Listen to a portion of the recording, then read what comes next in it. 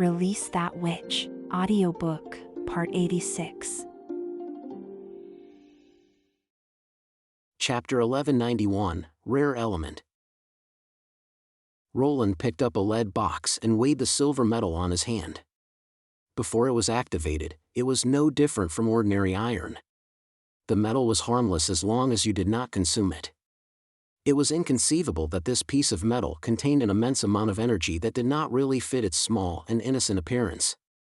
However, this was the very element that enabled men to convert mass energy for the first time. This was on a whole new level compared to chemical reactions.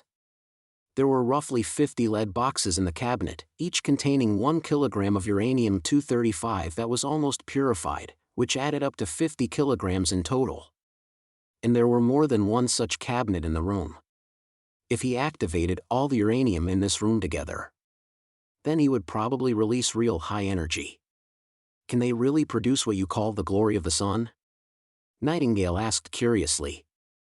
Will they really explode upon ignition? It seems to me that they aren't combustible at all. Do you want to know? Roland said in amusement. It's much simpler than you thought. We just need to put these metal ingots together, and they'll explode as bright as the sun. The uranium in this one single cabinet will be more than enough to raise Neverwinter to the ground. That's why Lucia has a great responsibility. If she accidentally, the room suddenly fell into a dread silence. Lucia covered her hand to her mouth, looking terrified. There's no way. At long last, Azima spoke in sheer disbelief. Are you saying that we might wreck the whole city if we're careless? Hearing these words, Nightingale immediately snatched the lead box from Roland, put it back to the cabinet, and attempted to drag him out of the room. Oi, wait, what are you doing? Isn't that obvious? Nightingale said desperately. I'm getting you out of this city and ask people to get rid of these things. Lucia, call Wendy to contact the administrative office right now. I'll go see Princess Tilly, Azima said. Only she could mobilize the sleeping spell to take action. Stop. I was just joking, Roland yelled. It took him quite a while to calm everyone down. Are you sure this is just a joke? Nightingale grunted. Ahem, yes, this is just a theory, Roland added quickly. It's not that simple to activate these elements.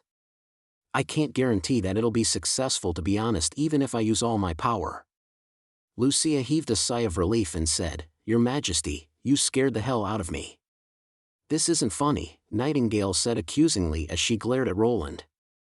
If Wendy and Scroll heard this, whether this is a joke or not, they would probably move the new institute to somewhere far away from Neverwinter, right? Roland sighed. I'm glad you know that, or they'll probably just get you far away from. All right then. Let's just forget about this conversation. Roland said after clearing his throat. As long as you all keep this to yourself, Wendy and Scroll will never know. But someone might already hear it, Nightingale said casually as she looked out the window. Then I will reward you 1 bottle of chaos drinks to cut off any information, Roland negotiated immediately. Deal, Nightingale said and disappeared from their sight. Looking at goggling Lucia and Azima, Roland said with a shrug, Never mind that. It is also a part of the joke. Seconds later, Nightingale reappeared and reported, no suspicious figures were found, but the deal remains valid. Finally satisfied, Nightingale ate her precious dried fish while humming. Well, Your Majesty, Azima said gravely after a moment of hesitation. It wasn't all a joke, was it? Because you said earlier that we must weigh the material accurately. Each lead box has to be precisely 4 kilograms. You also stressed that we need to weigh the material with the container together to make sure that the metal in each box has exactly the same weight. Azima paused for a second and continued, Also, you told us that we should ask the guards to block off the surrounding area in the event of a break-in or an accident before coming to see you in the castle. You said we must not investigate on our own, which shows that these metal pieces are indeed kind of dangerous, right? Mildly surprised, Roland replied, You're quite observant. Yes, most of your inference is correct. Apart from its toxicity, weight is also another crucial factor. That's why I asked you to separate them. Roland was impressed with Azima's meticulous attention to detail. She could deduce the property of the research subject based on the research protocol. Probably that was how she had developed her tracking ability. However, if we want to turn them into a weapon against the demons, we also need another thing. Are you referring to those particles we stored separately? Azima asked immediately. Not quite, but you are almost correct. The composition of raw uranium was very complicated. Apart from uranium compounds, there were also many other radioactive materials, most of which were secondary daughter products that either had lost their radioactivity and become a stable atomic element, or they were elements that were still in the process of radioactive decay. Although the Radiation Clan had purified ores when they had built the Temple of the Cursed, the composition of these raw materials had not changed much, and this is shown by Lucia's result. Uranium-238 had the highest percentage among other elements. Although it could not be used to produce weapons, it could be recognized by the magic ceremony cube, and it had very similar properties to uranium-235, so they were all sent to the laboratory at the North Slope. Uranium-235 with a purity of more than 90% could be used as a weapon. It only accounted for 1% of natural uranium found in the Earth's crust. Therefore, the biggest problem for most researchers was how to extract it. However, uranium-235 was not the rarest element on Earth. Its daughter products, such as thorium, radium, radon, and polonium, were even rarer. In fact, Roland also needed polonium-210, the common isotope that could be found in nature, for his radiation project. Roland had received 9-year compulsory education in his previous world, so he knew very well about radium and polonium. Maria Curie made her fame through the discovery of these two elements. Despite the fact that polonium-210 only had a short half-life of 100 days with an extremely small concentration, Maria Curie had still successfully discovered it from the mineral pitchblende based on its powerful radioactivity. Both radium and polonium could be used to produce neutron sources, and this led to the second problem, detonation. The first generation of nuclear weapons was pretty simple. Basically, the mechanism was to let fissionable nuclides release energy. Take uranium-235 for example. When uranium-235 received a neutron, it was activated and became unstable uranium-236 that further split into 2 lighter nuclides and several isolated neutrons. The change in the mass of nuclides was thus converted to energy. The released neutrons thus hit the nuclides again, initiating subsequent fissions, and released greater energy. Such a series of fissions was what people normally referred to as the nuclear chain reaction. In the microscopic world, atomic nuclei were wide apart from each other. If an atom was a football field, then the nucleus was as small as an ant in the middle of the field. To make sure that the nucleus was hit, the football field had to be large enough so that the neutrons would not fly out of range. Also, this ant had to be also placed on the path of the neutrons. To adjust the size of this football field, they had to adjust the mass and shape of the nuclides. In fact, critical mass was not a fixed number. It also depended on the shape of the nuclides and a series of complex calculations. Apparently, it was easier to hit the ant when the football field was stacked up than when it was arrayed in a line. Roland had heard a miserable defeat in a war because of miscalculations. Nevertheless, as his predecessors had done the complicated and tedious research for him, Roland did not need to start from scratch and perform tons of experiments. He already knew that spheres had the smallest critical mass, and that for uranium-235, its critical mass was 52 kilograms. That was the reason he insisted that each lead box should be no more than 1 kilogram. Since critical mass was adjustable, Roland could, theoretically, reduce the critical mass by shrinking the size of the football field or providing more neutrons. High-explosive bombs were actually created using the former method. When the explosion occurred, its reactants were squeezed. The density of the bomb thus exceeded its limit. However, due to the limitation in the current technologies in Neverwinter, Roland did not think he could calculate the correct critical mass to precisely control the explosion. As such, he directed his attention to the latter method. to use neutrons and maintain a sustained and controlled nuclear reaction. Chapter 1192, A Wind Chaser, Part 1. Neutron sources, which could be classified as catalyst, provided extra neutrons that could sustain the chain reaction even when uranium-235 was under its critical mass. Technically, both polonium and radium separated from natural uranium could form compounds with beryllium to serve as neutron sources. Roland did not foresee any technical difficulties, for polonium could release a large number of neutrons when colliding with alpha particles. All of the three elements were existing in nature, which saved them a lot of time to create elements artificially. Roland preferred polonium to radium purely out of safety concerns. Although polonium-210 had a short half-life, it released very few photons upon a decay, which meant it was no more dangerous than inactive uranium. However, radium, which released radon and photons upon activation, posed a potential safety hazard. As such, polonium was a better candidate to provide neutrons. Further, beryllium could reflect neutrons and further increase the possibility for neutrons to interact with other elements. By combining polonium and beryllium, along with a sufficient amount of uranium-235, even the simplest gun model could be lethal.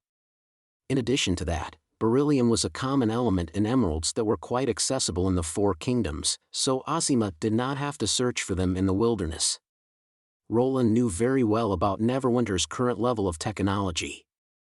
The principle of the resplendent radiation was simple, but to significantly improve the utilization rate of energy from 1% to 90%, it required tons of theoretical calculations and numerous tests.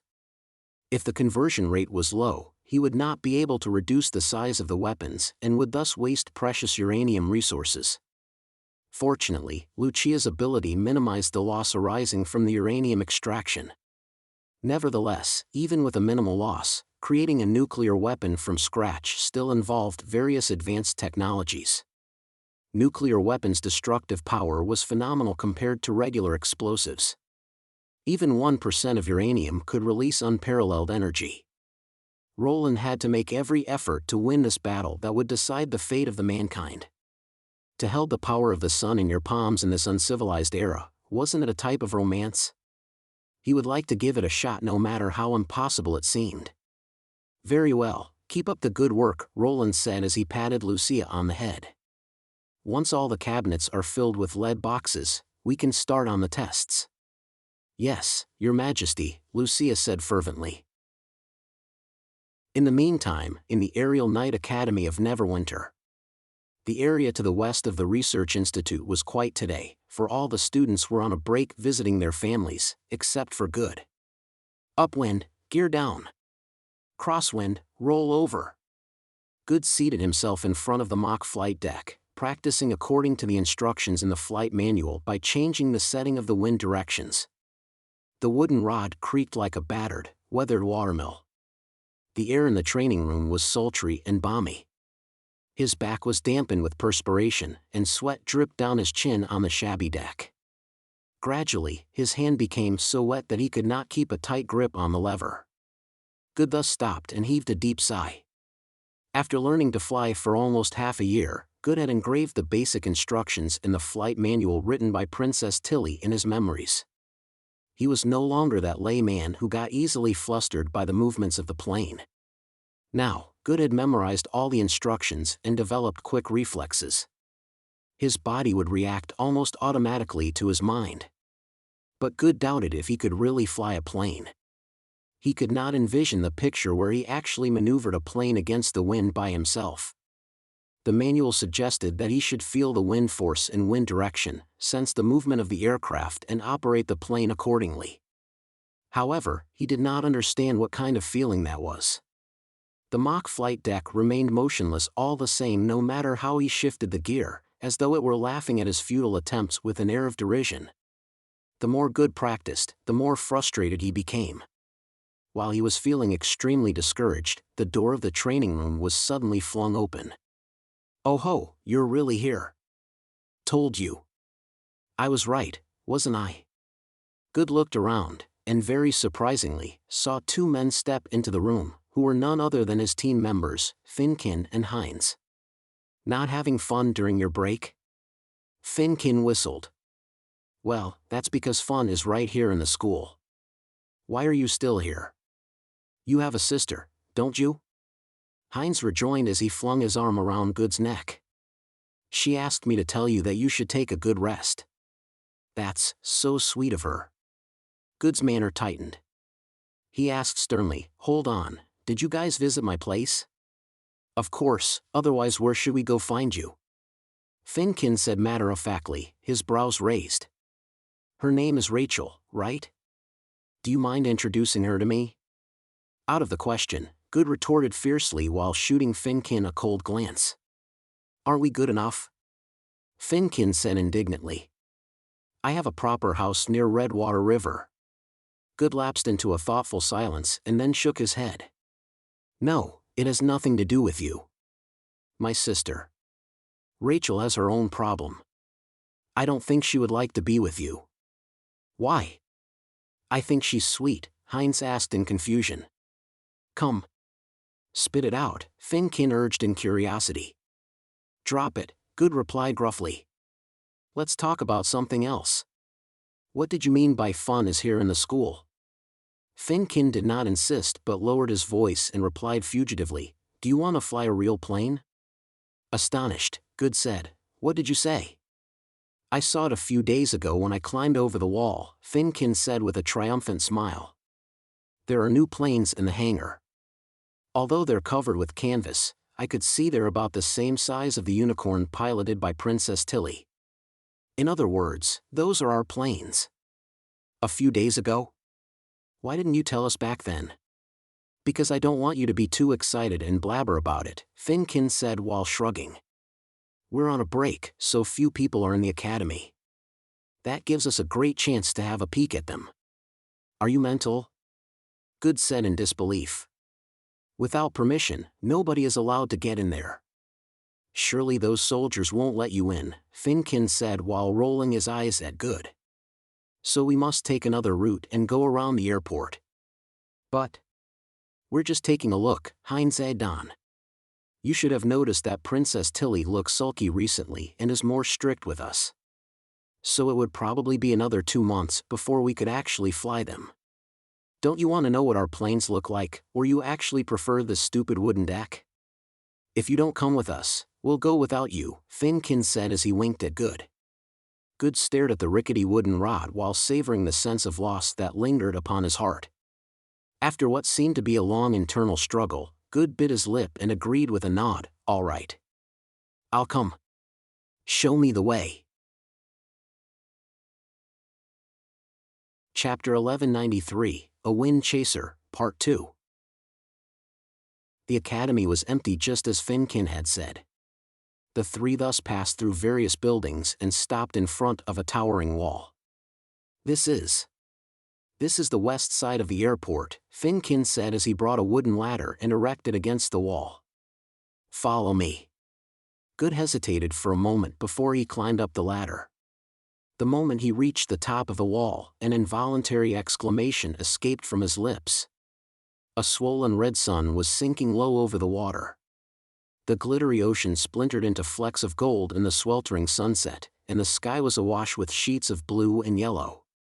Layers of clouds sloped down to the horizon, below which was the vast emptiness of the airport that would potentially lead them to the sky. Sea breezes dispelled the irritation that smote upon Good's heart. He closed his eyes and, with his arms stretched, imagined himself clasping on the operation lever while waiting to take off. A very nice view, eh? Finkin said while grinning. I found this fabulous peeping spot. Just be careful not to fall off the wall. Heinz asked behind them, so what next? Naturally we should go there, but we have to take the ladder with us. Finkin said as he pointed at the hangar not far away. They first saw the Seagull parked out there. The hangar was actually not very far from them as its edge was only about 2 meters away from the wall. Because of the intense balance training they had received, they could now easily walk along the top of the wall and reach their destination within 15 minutes. The hangar was 2 to 3 meters taller than the wall, so they could not clamber onto the roof. However, its windows in the wall were on the same level, so they could peep through the window panes while stretching themselves up on their tiptoes. Covered planes. Covered planes. I saw them. Finkin yelled. Good's eyes followed Finkin's, and his chest constricted. There were 4 uncovered biplanes in one of the hangars. Good's eyes were glued to their smooth and elegant bodies. His heart swelled with excitement as the knowledge that he would one day operate them struck him. Who cared about knights? They were nothing next to an aerial knight who could fly in the sky. Finkin placed the ladder against the window and clapped his hands smugly. Well, we didn't step into the airport, so technically, we aren't breaking the rules. Good knew that was a pretty tenuous argument, but he could not help crawling into the hangar through the window. To his surprise, for the first time since his training, Good felt calm. After they landed, Finkin and Heinz rushed to the closest plane while Good sauntered behind them. Whoa, this is spectacular, Heinz apostrophized as he touched the plane. It's metal. Yes, and it's as thin as skin. Look, Finkin agreed as he pressed his fingers on it, and a dent immediately appeared on the surface. I wonder how they made it. Oi, take it easy. You don't want to break it. Don't worry. It's quite bouncy. Really? Let me try. Good did not marvel at the plane like his 2 friends. Instead, he crawled into it as if led by a mysterious force and proceeded to the front of the aircraft. According to the illustration on the cover of the flight manual, this was the exact spot Princess Tilly was sitting at while soaring above the continent and the sea. Good thus sat in the pilot's seat. So this was the world in an aerial knight's eyes. The wings above and the carriage on both sides obscured half of his vision, which forced Good to look straight ahead. He could even smell the leather chair. The flight instruments were encased in clear glass. Both the operation lever and the pedals were made of metal. The top part of the lever was wrapped in soft fabrics that afforded a nice, comfortable touch. Good grabbed the lever and geared down. The lever creaked. Unlike the wooden lever he had been practicing with, Good did feel he was pulling something. The quivering steel string and the increasingly heavy lever told him that the sensation was real. Good Lord, what are you doing? Heinz's voice cracked through the air like a whip that jerked Good out of his musings. Air. Good stammered and instantly relinquishing his grip. I'm just practicing? Finkin jeered. Who said we were mental earlier? Now who has sneaked into the cockpit? Didn't we agree to just take a look? Sorry, I couldn't help. Rest assured, Finkin interrupted. I don't think you'll break it because we're told to do so during the training. But be fast. I want to try it out too. Hang on, Good said, a little reluctant. I just geared down. Do you want to sit in the back seat first? And what about me? Heinz protested as he climbed up the wing. While they were fighting for the seat, there was suddenly a screech of an open lock. Good's face turned white with great trepidation. Terrified, Heinz said, Why? Why would they come here at this time? What should we do? Finkin was the only one who seemed to be composed. He said, We don't have time to run. Hide first. However, there was not a single hiding place in the large hangar, and the pilot's seat was too small for 3 grown-up men. Before they could get off the plane, someone had already arrived. Who's there? Freeze! With several clicks, Good found himself surrounded by the First Army. Petrified, the 3 were soon pinned to the ground. What happened? A voice came as they saw a familiar figure approach them.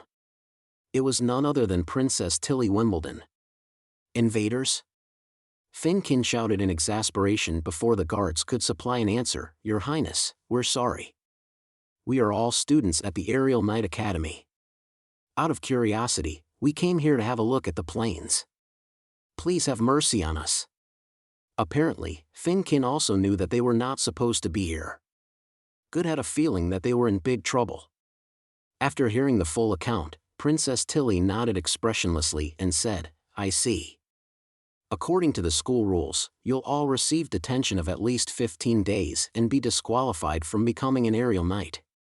You can choose what you want to be in the future between a busboy and ground staff. Let your officer know. As you command. Finkin and Heinz replied while screwing up their faces. Good's heart sank to the bottom. Suddenly, courage seared through him as the guards began to shuffle them out. He raised his head and shouted in earnest, "Your Highness, please. I want to be a pilot. I would do anything if you could spare me this time. I'm at a loss in the training sessions, so I came here to feel the actual thing, not only out of curiosity." "Really?" Tilly said, her brows raised. "Are you referring to a feeling?" "Yes, my actions didn't coordinate with the instructions in the manual. Although I was flying, I couldn't sense the wind." "Well, that isn't quite accurate. It's something." Good explained as he tried to find a proper word to describe his feeling. "I can't put it into words.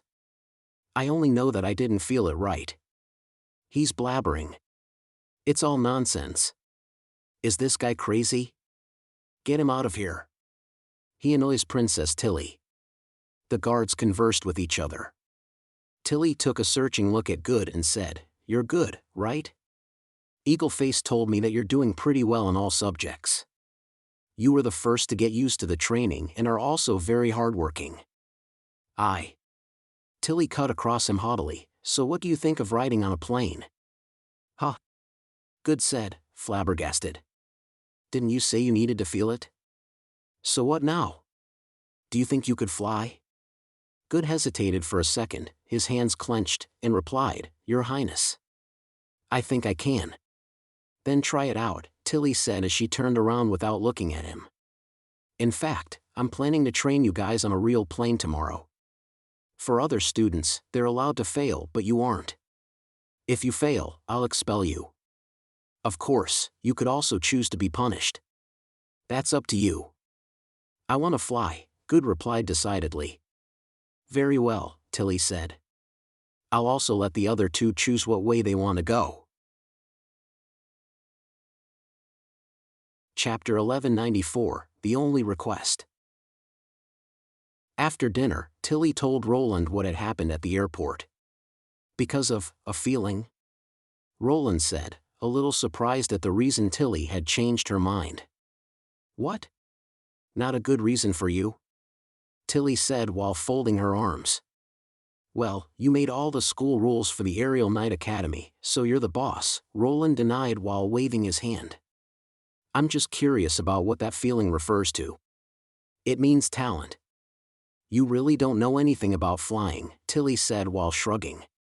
"For ordinary people, they simply follow the instructions in the manual mechanically, but some people could visualize their action. These people could foresee the result of their actions beforehand." "Error. That sounds really amazing," Roland commented indifferently while twitching his lips. He admitted that he had no knowledge of flying. If it was not for Tilly, he would probably never be able to train so many aerial knights. Tilly helped him a lot to build, test, improve, and finalize the plane and train new pilots.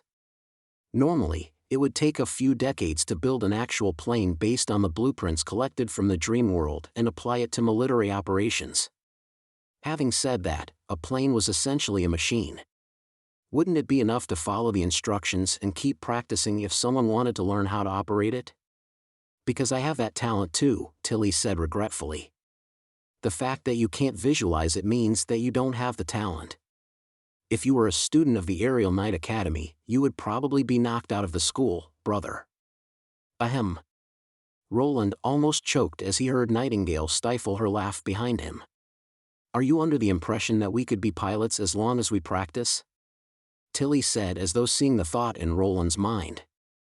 "It's true that some people could develop reflexes after numerous practices, but being able to feel is also a talent, although it's not as fast as the former method.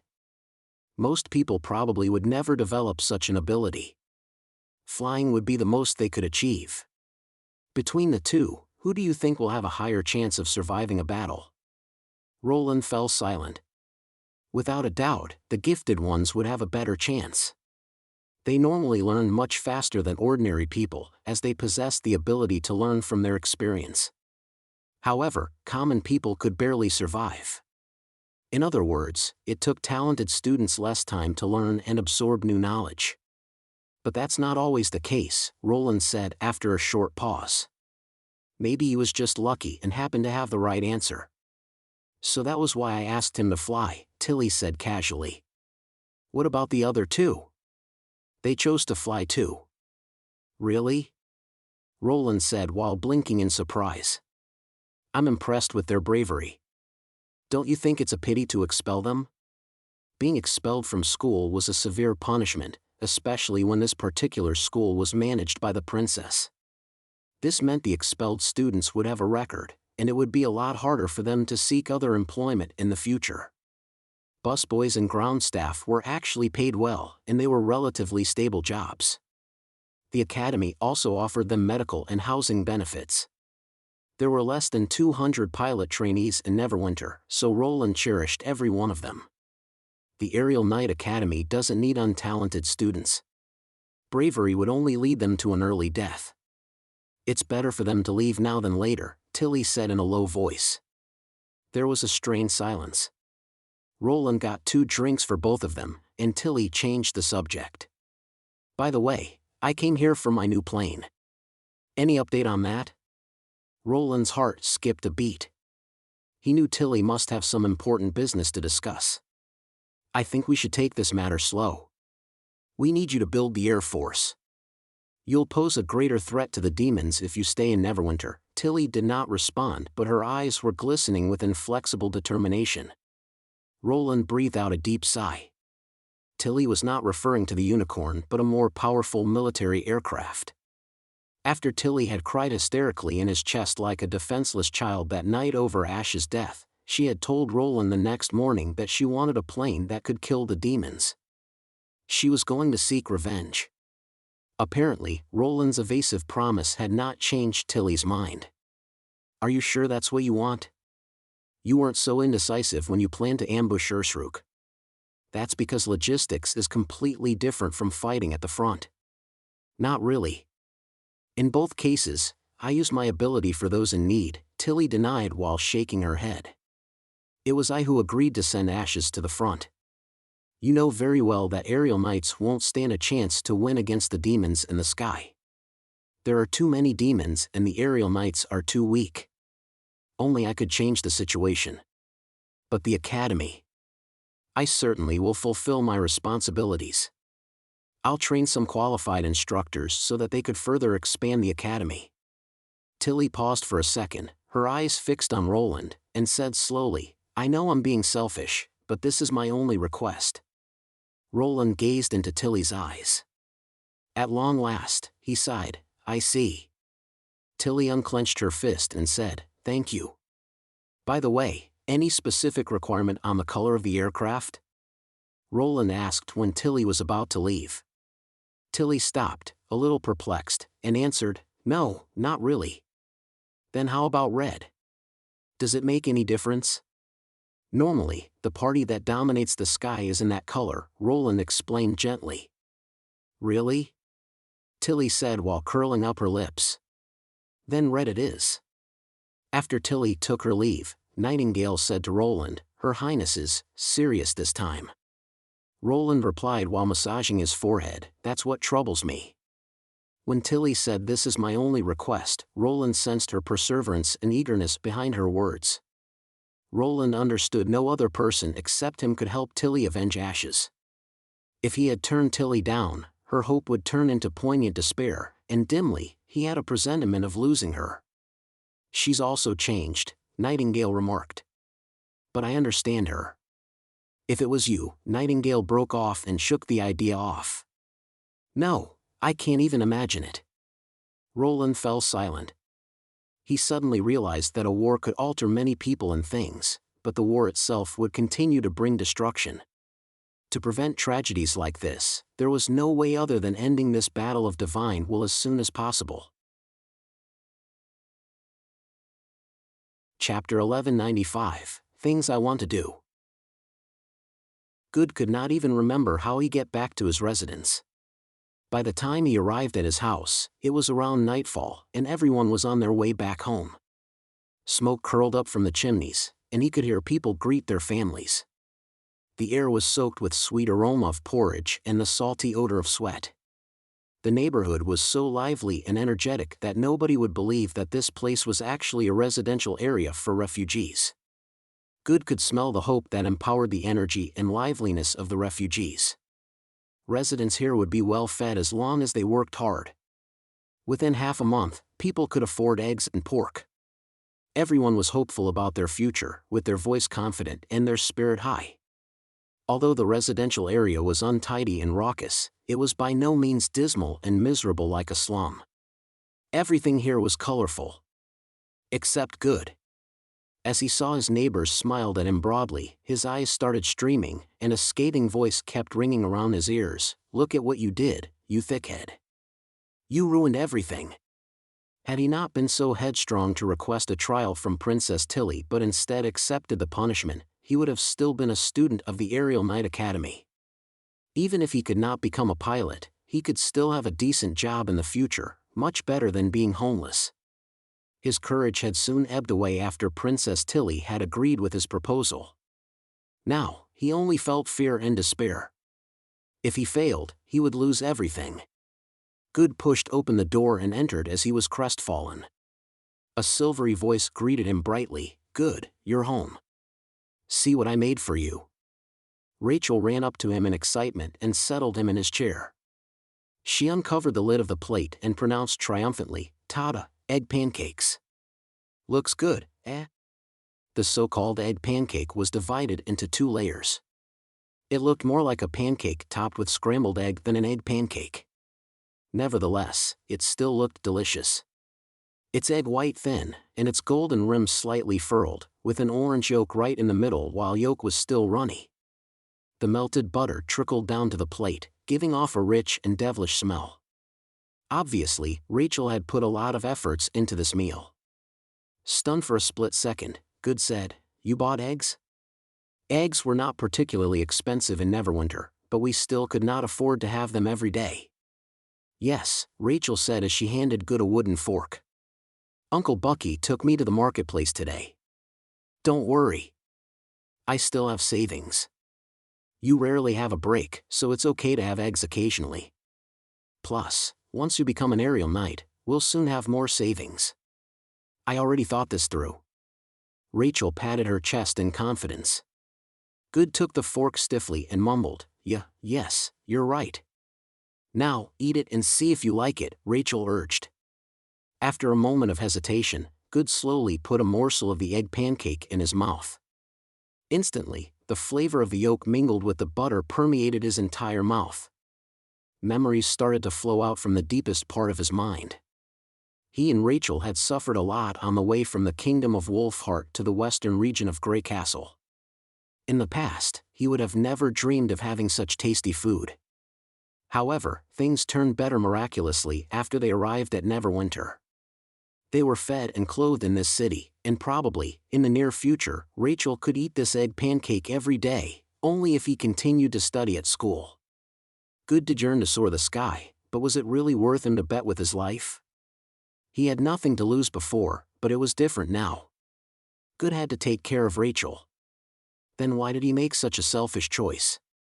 He had never thought of Rachel when he had agreed with Finkin to take a look at the plains. He could not forgive himself for being so selfish. "Do you like it? It shouldn't be that bad, right? I haven't cooked for a while, and I'm not sure whether my cooking skills have got rusty or not," Rachel said with uncertainty. "Oi, say something. Is it okay? Hang on, why are you crying? Is the food that bad?" "No." Good replied, his face glazed with tears, as he gulped down the pancake. "It's good, really good. I couldn't help." Startled, Rachel walked up to him, patted his head and asked quietly, "Did something happen?" "I'm sorry. I probably couldn't continue to study in the academy." Good then told Rachel everything. "I see," Rachel said at length. "I just have one question for you. Do you like flying?" Good broke off, groping for words that did not come. He found it hard to lie in front of Rachel's face, so he nodded. Then there is nothing to worry about, Rachel smiled. This is your first time finding something you like, right?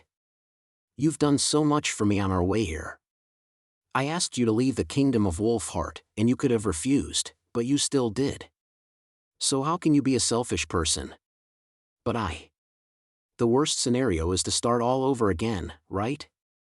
Rachel suggested with her head tilted on one side. And I'm literate. Even if I don't, well, I could find jobs by myself.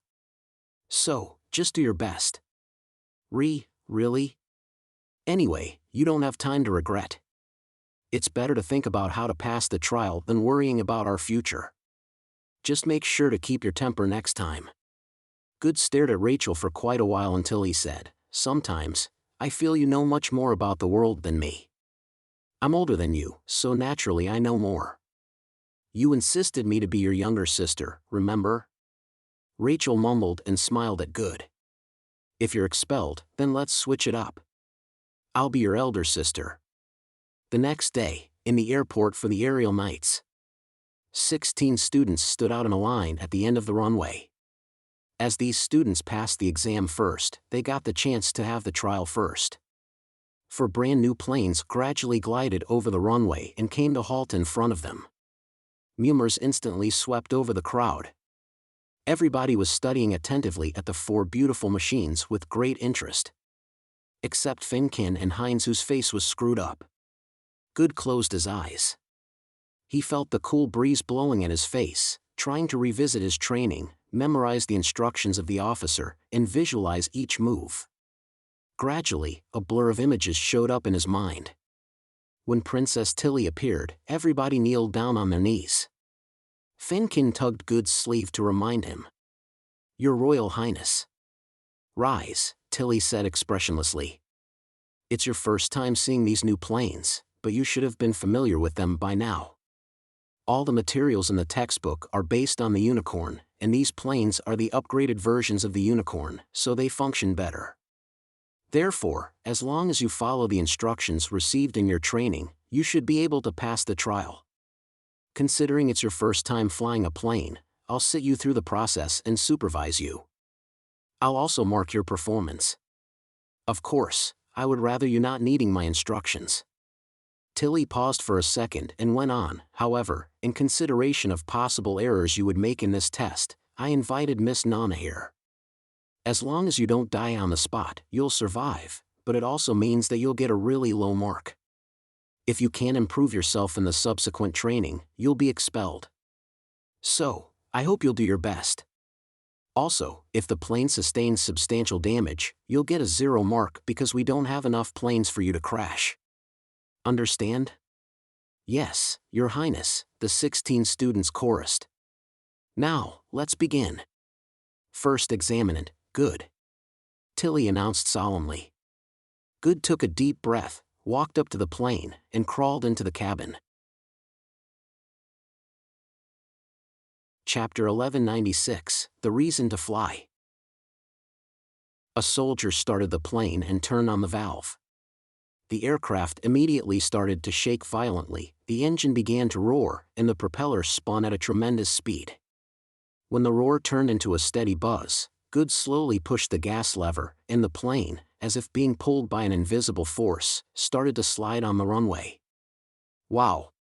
The crowd exclaimed impressively. Good felt greatly encouraged, as he had not expected that it would really work. He was now truly operating this giant steel beast. Good turned his head toward Princess Tilly, who was sitting on the left side of the wing, her gray hair streaming behind her, a twinge of smile in her eyes. Was the princess content with his performance? Good became more confident, believing he should have no problem passing this trial as long as he followed Tilly's instructions. However, the princess did not say anything. Good cast glances at Tilly numerous times, but Tilly was determined to maintain her silence, with faint yet playful smile lingering on her lips.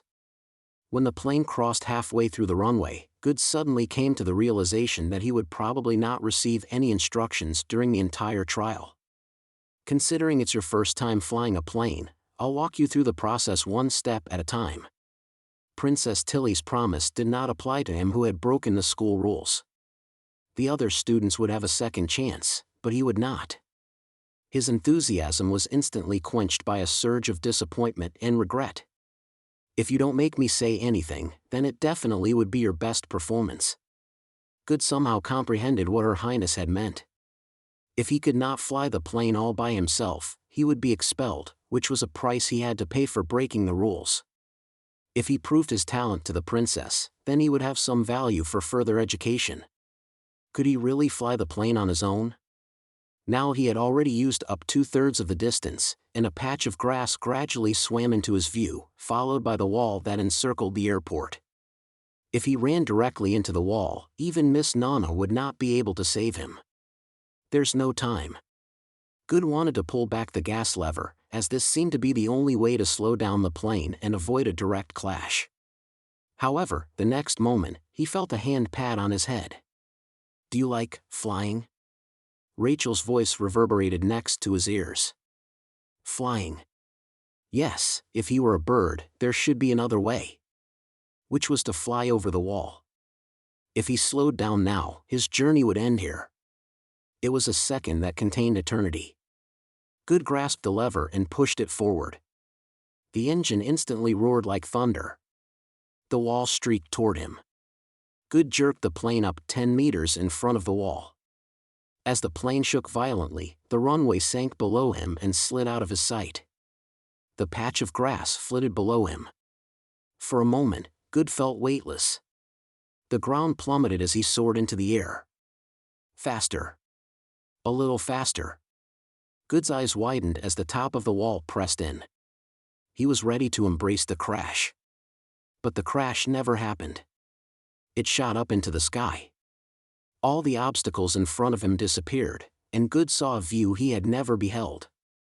The academy, the coastline, and Neverwinter far away spun below him, his mind clearer and his heart lightened as the truth of operating a plane dawned on him.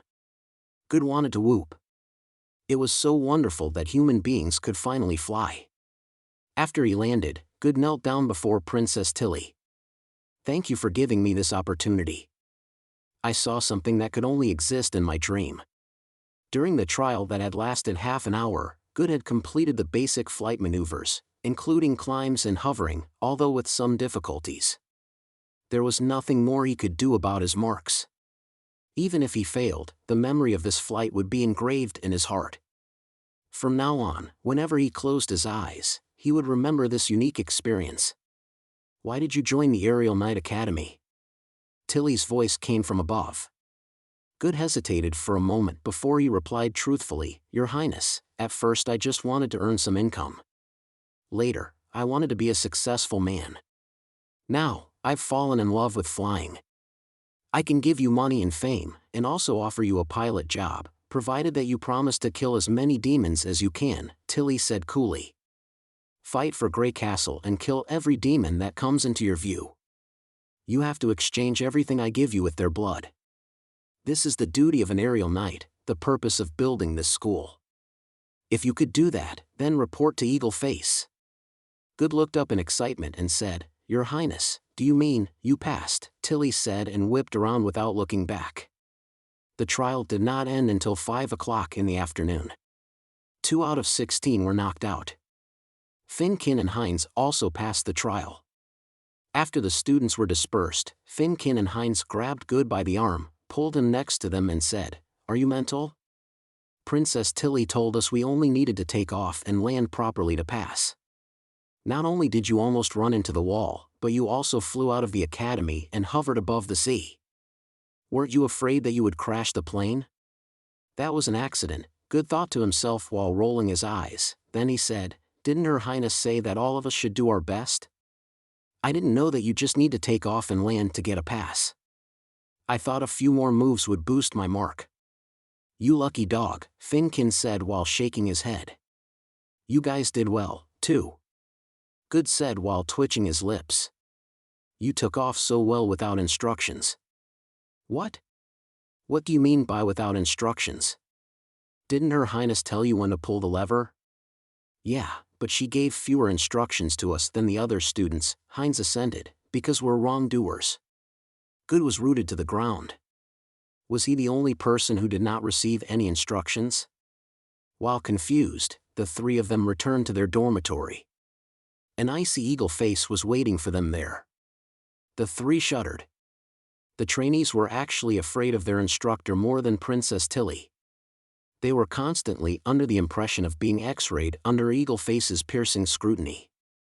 Sir, I'm very impressed. I didn't expect that you could make trouble even on your break, he said as he surveyed Good, Finkin and Heinz coldly. Princess Tilly has told me everything. You're very lucky not to be expelled. Well, this isn't the jurisdiction of the First Army, otherwise. Sir, we're sorry, the three immediately apologized in earnest. Since Her Highness has already punished you, I won't inflict more punishment. However, if you become an aerial knight, you'll become a member of the army, Eagle Face jeered. To make sure you won't make the same mistake again, you'll have to clean the washroom for the whole month coming next. You got it? What? Both Finkin and Heinz screwed up their faces. Only Good administered a salute. As you command, sir. Chapter 1197, The Torch of Civilization. The trial that had lasted a week not only indicated that the students at the Aerial Knight Academy had taken the first crucial step but also marked the official beginning of their training program. The trial, as a matter of fact, had stirred the entire city. Several citizens spied a giant kite hover above the southern part of the city. Although Tilly often flew the unicorn around the castle, most of the time she confined her activity to depopulated areas. As such, the public had never truly witnessed a real plane. Onlookers rushed toward the southern city, hoping to catch a glimpse of the plane when it darted out of the yard. In the beginning, only residents at the shallow port and the industrial area knew about the trial. Nevertheless, within 3 days, the news was spread out throughout the entire city, and the academy was besieged by curious spectators. Whenever a plane slid into their view, the crowd erupted a loud cheer as if it were them riding the plane. Honey took advantage of this opportunity and soon published an article entitled A Recurring Miracle, detailing the trial for the pilot trainees. The article was supplemented with 2 close-up shots of the biplane, which immediately brought the sales of Graycastle Weekly to a new peak. Many merchants beyond Neverwinter sniffed a business opportunity and started to purchase the papers at a high price from the locals after they were sold out. Those who were not financially capable of doing that hired people to copy the article and the photos. Such a movement further raised the paper price in the city. Aerial knights, therefore, were known to everybody in Neverwinter overnight. Roland received Tilly's report a week later. 150 out of the 197 trainees passed the trial, which meant that 47 students crashed the plane due to major errors. As there were only 4 planes used in the trial, each plane crashed around 11 times on average. It appeared that the crashing rate was pretty high, but Roland understood that the plane was lightweight and had a simple structure. As long as the engine remained intact, it was easy to fix them. Most of the crashes, as Roland noticed, had occurred during the process of landing due to speeding or slow operation. Roland was certain with a little bit of repair here and there, the biplane would recover its splendor. Of course, the refurbished planes would obviously not function as well as the mint ones. In fact, 2 planes were so battered that they could no longer satisfy the need of the students. To make sure that the students received adequate training, at least 12 to 15 biplanes were required for the subsequent advanced training program. This was also the number required for a large fleet in his previous world. Roland concluded that the whole reported only conveyed one piece of information: the Air Force and I need funds, and you shall give me money. Roland put down the report in amusement. He had to admit that Tilly did have some talent, for she had already grasped the nature of the Air Force when it was still in its infancy. In fact, a competent fleet not only required manpower but also a large number of planes for training purposes. At present, all the industries in Neverwinter were severely short-staffed. Apparently, they could not build an air force in a short period of time. Apart from Tilly, Edith Cant, the chief of the general staff, also handed him a report. The report was short but quite interesting. Edith believed that the aerial knights had a potential to change the situation of the war and would even play a decisive role in the outcome of the battle, provided that they were properly used. Therefore, she wished to establish a research committee and send them to the academy to learn more about the planes for future strategic studies. She also conceived a few tactics specifically for the aerial knights, which she wished to discuss in detail with Roland at the earliest. Edith was probably one of the few executives who truly cared about the planes. Roland admired her remarkable perspicacity and the ability to quickly associate the planes with potential war practices. While Roland was planning to summon Edith to discuss aerial knights, his guard reported, "Your Majesty, the Minister of Construction, Sir Carl van Bate, wishes to see you." Roland withdrew his hand from the telephone and said, "Send him in." "Yes, Your Majesty." "Your Majesty," Carl saluted as he entered the office. "The construction of the Miracle Building is completed." Roland marveled at the towering building as he stared up at it from the bottom. It took them 2 years to build this magnificent edifice. The construction cost them tons of gold royals and a large amount of steel and concrete that was more than enough to build 3 redriver bridges. Thanks to Lotus, Hummingbird and the other witches, they managed to complete the construction with relatively little manpower and few resources. Contracting an expensive habit of squandering national resources and developing an addiction to extravagant architecture would definitely weaken national power. However, the impact this building brought upon civilians was also phenomenal, which could be evidenced by the reaction of the spectators. The striking contrast between the 2- or 3-story residential buildings and the Miracle Building that stood 50 to 60 meters tall exhilarated Roland. As Neverwinter's new landmark, the Miracle Building not only astonished the masses with its ineffable grandeur, but it was also a manifestation of the most advanced technologies currently available in this era. For example, its drainage system was comprised of various water tanks at different levels to ensure that water could be drawn efficiently. Further, for outdoor elevators, driven by the steam engines at the basement, could transport dozens of people at a time between different floors. Although the elevators were quite rudimentary compared to modern ones and they required attendants to manually control the operation, they were unprecedented in this era. Passengers could have a bird view of the city through the French windows installed to the elevators. "Your Majesty, please say something," Carl suggested while placing his hand on his chest after they reached the podium. "Your subjects are waiting for you." Roland nodded and waved at the thousands of heads below. A tidal wave of cheers swept over him. "Good afternoon, my subjects. This is the day when the Miracle Building is officially open to the public. It's a building that sets numerous world records. Today will be remembered by our descendants. However, I'm not dwelling on its degree of magnificence but on what you're most concerned about, that is, who will be living here and for whom it was built. Is it nobles? No, Graycastle has stripped nobles of their power. Is it the royal family? Of course not. I don't need such a large building to place my bed. The answer is simple. This building is for the residents in Neverwinter, that is, you all. You built the Miracle Building and are therefore entitled to this miracle. Every room in this building will be listed for sale. You don't have to be a noble to buy. Just bring your identification card, and you'll become a resident of this building that is destined to be a part of our history." As soon as Roland finished, another wave of cheers flooded over him. "Long live the king! Long live Neverwinter!" After the chorus died down, Roland continued, "Now, let's ignite the torch at the top of the building. From today onwards, this torch will be lit every night and dazzle the whole city." In the deafening roar, Roland and some officials of the city hall entered the elevator and climbed to the top floor. A huge stone basin was placed at the center of the roof, brimming with black oil. This thick heavy oil, which had been specifically processed beforehand, had a long-lasting power. It would not emit a foul odor or produce smog either. Therefore, it was the optimal fuel for a long-burning flame torch. "Your Majesty," Nightingale said as she handed Roland the torch. Roland nodded, took the torch and ambled over to the basin. He suddenly remembered a song he had once listened to. Its familiar lyrics came floating out of his memories.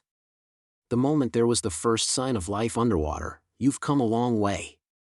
A smile curled Roland's lip, and he ignited the torch. This was the flame of the human civilization, and he hoped that it would burn forever. Chapter 1198, A Foreigner. At the sedimentation bay in the Kingdom of Wolfheart. As one of the 2 port cities in the Kingdom of Wolfheart, the dock here was always busy. Merchants from the interior loaded and unloaded their ships before they set off for their next undertaking from this harbor. Alternatively, they traded their commodities with local marine tradesmen. As such, the dock area was essentially a big marketplace where all kinds of transactions took place, from furs all the way to slaves. White settled himself in his coach, languishing at the raucous coachman while gazing upon the ocean. Ever since the outbreak of the war between Graycastle and Hermes, local churches had stopped sending orphans to the Holy City. Having lost the main source of income, merchants in the Kingdom of Wolfheart struggled to live. What was worse, because of the friction between local lords, peace was not restored after the regime of the church was overthrown. Coachmen like White, being financially unstable, thus had to come to the sedimentation bay to seek new employment for a living. Although the war had also somewhat affected the life in the sedimentation bay, the nobility still led their previous extravagant lifestyle. As the passage leading to the Cage Mountain was now under the control of the Token family, it left other lords no choice but to rely on sea shipping to transport their luxurious goods, which, in a way, sustained the economy here. Of course, the temporary prosperity was also partially attributed to the fact that the Baron in the sedimentation bay maintained his neutral position. This was one of the reasons that White chose to strike root here. He was old and did not want to wander about anymore. White planned to carry cargo for a few more times and purchase a property with the money earned before starting his own small business. "Hey, man, any work for you today?" Suddenly, a young worker clambered onto White's coach and jeered at him. "Get out of my way." "It's none of your business," White said gruffly while waving his hand in the same manner as he dismissed an annoying fly. "Don't you get on my carriage. You can't afford the repair of these beautiful wheels." "Don't say that. Look at me. I'm tiny." "Am I going to crush your wagon?" the young man protested as he patted his stomach and slumped against the compartment. He picked up a straw on the floor, sucked it between his teeth and looked around. "What did you carry last time? Why does it smell so funky in here?" "Get off, or I'll kick your ass," White grunted. He did not know the young man's name, but all the other workers called him Smarty. White did not see any smartiness in him. To him, this young man was simply an unacquainted coworker. "Really? With your artificial leg? I bet it hurts on rainy days, doesn't it?" the young man said casually. "It looks like it's going to rain soon. Your joints and bones should be hurting now, right?" Speechless, White glowered at him, wondering when he had found out his secret. "Ha, don't stare at me like that. I'm here to help you," Smarty explained while spreading out his hands. "There are so many people looking for work. You're an old man and certainly couldn't compete with young guys. What's your point?" "Very simple. My coworkers will help you get a good spot. Are you interested in collaborating with us?" "And in return?" White asked. "A commission of 10%. "A good deal, eh?" Smarty said, smiling. White fell silent. The sky above looked sullen. Sea breezes whipped his clothes, preluding a heavy rain. It was true that his fake leg might hinder him from getting any business from his competitors, and employers would probably not entrust their cargo to a limp laborer. Hearing no response from him, Smarty snapped his fingers and said, "Well, I take it as a yes." "You aren't just helping me, right?" White asked at length as he stared at him. "Ahem, if everyone comes to seek me for help, that'll save me a lot of time," Smarty answered evasively. "By the way, can't you switch the straw to cushion?" The most popular products in the sedimentation bay are the chaos drinks from fjords and perfumes. Although nobles would normally bring their own carriages, you never know what will happen. They would always need a spare carriage. Your wagon is so smelly. Even if I bring business to you, employers probably wouldn't like to hire you. White cast a glance at the eloquent young man and finally understood why people called him Smarty. Yet as an aged and experienced man, he had also seen a great deal of life. He thus said, "Did you just ask me what I carried last time?" "Yes." "Cow dung that is used for fuel," he answered slowly. "They were sun-dried, but still it can be wet here and there." Smarty stiffened. He spat the straw and started to retch. White grunted triumphantly. A kid was essentially a kid. He rested his eyes back on the ocean and suddenly stood framed to the spot. Several three-masted ships slowly came into his view, all from the chambers of commerce at fjords, their masts almost 100 feet tall, their golden flags rimmed with black. He did not know what chamber of commerce that was. Whatever ships they were, White only cared about the cargo on them. With such colossal ships, he was certain he would have some business even without Smarty's help. White got off his coach and untied his horse. He was about to ride to the dock when Smarty suddenly pulled him from the back. "Hey, it seems something is wrong there." White turned around impatiently and started at what he saw. More masts appeared behind the three main ships, their sails forming a white wall over the sea. God Almighty! Those grayish-black ships covered every inch of the ocean. White attempted to make a count but soon abandoned this idea after he saw 50 ships come into his sight. As more and more ships followed, White found it hard to catch up with the count. There were probably 100 or 200 ships in total, and maybe even more. There were giant three-masted ships but also numerous steaming paddle steamers. White had seen these new boats before, but it was his first time seeing so many of them. He was positive even sailors living at the harbor had not seen such a huge fleet. All the peddlers, sailors and laborers stopped what they were doing and gazed at the approaching fleet. The dock suddenly became incredibly quiet.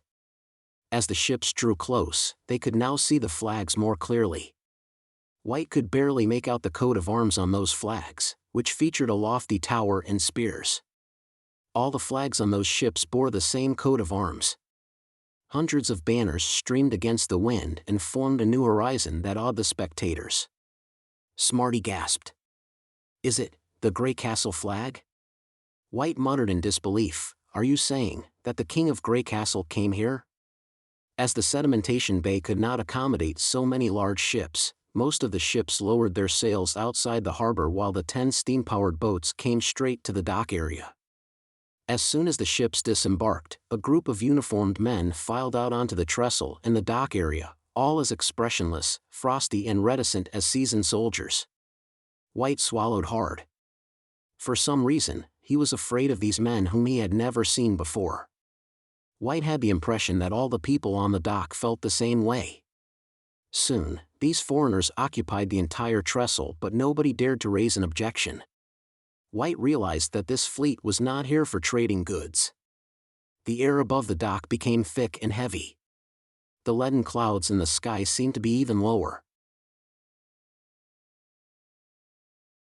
Chapter 1199, The Commotion in the Kingdom of Wolfheart. "What damn weather," the Baron, Jean Bate, muttered as he stared at the overcast sky by the window. "It's raining again." It rained a lot in the sedimentation bay, particularly in summer and fall. Unexpected storms visited this city often, so the city was equipped with a well-developed drainage system. Unlike the Broken Tooth Castle and Greystone City where roads instantly turned muddy after a heavy rain, the rain here would only affect the cargo transportation. The impact of the weather was indeed minimal to the urban area. Jean was actually more frustrated about himself than the upcoming rain. The sky would soon clear out after the shower, but his mood would remain gloomy. "Sir, have you figured out how to reply to them?" his clerk, Zoom, asked gingerly. "Reply?" the Baron sneered. "What would you say if you have to pick between being hanged and being burned?" "Err." The clerk fell silent. "You can't make a choice either, right? So, let's just keep them waiting." "But..." Zoom broke off, trying to formulate a proper answer. Jean Bate knew very well that playing for time was just a temporary solution. Like the prospective storm that would come no matter merchants liked it or not, he had to solve this problem regardless. Everything started with the war against the church. After the fall of the king's city of the kingdom of Wolfheart, dozens of lords, all of a sudden, claimed that they were the bastards of the king of Wolfheart. These alleged royal blood formed cliques and factions to fight for the throne. After numerous fierce battles, the kingdom was divided into 3 major territories, each dominated by the Token family in the northwest, the Redstone Gate family in the south, and the Tusk family in the mountainous area in the east. Since the Tokens were relatively far from the sedimentation bay, they had never come to bother Jean. However, both the Redstone Gate family and the Tusk family were trying strenuously to win him over to further expand their territories. The Baron had been taking a neutral position during the war. His disinterest in political gains soon brought huge profits to his city. Since the 2 dukes relied on the port to transport food and gold royals, and because they had been busy with conquering other surrounding cities and towns, the 2 families had not extended their power over the sedimentation bay as yet. However, as the expansion progressed, the Tusk and Redstone Gate families gradually became 2 of the most competitive candidates for the future sovereign. Since the Tokens suddenly extended a full reign over the Cage Mountain, the Tusk and Redstone thus again rested their eyes on the Baron's domain, the sedimentation bay. Jean knew exactly what they aimed at. They wanted to seize the sedimentation bay and ban commercial trades of their opponents as a way to outpower the other. To this end, both dukes sent their ambassadors, along with dozens of knights and mercenaries, in an ostensible attempt to lobby him. The port was only guarded by a patrol team and several of Jean's own guards. Those guards could cope with savage pirates but definitely not fully equipped knights. Jean Bate did not plan to resist.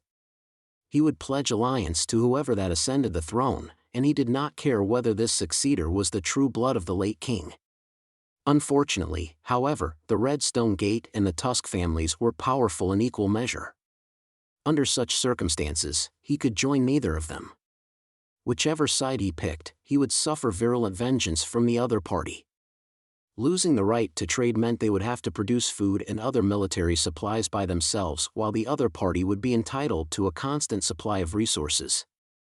Neither of the 2 families would like to put themselves in such an unfavorable situation. Therefore, a war would be inevitable. There was no fortified city wall or deep moat protecting the city, which meant that Jean had to pick a side to defend against the invasion. However, would the 2 families support him? The Baron could not take a chance. Shrewd as the 2 dukes, they would probably sacrifice the subjects of the sedimentation bay to reduce the casualties of their knights and then cut the retreat once their enemy entered the city, for they cared only about the land, not the people. Perhaps, it would be better to abandon the sedimentation bay to the 2 families. That was why Jean said this was a decision between being hanged and being burned. Jean sent the 2 emissary delegations to the same campsite, hoping their acrimony against each other would earn him time to think over the matter. He rather hoped the 2 parties engaged in a physical altercation. To this end, Jean had even sent women and strong liquor to inveigle them into fighting, but other than a fierce verbal argument, neither of the 2 parties made the first move. Tick, tick.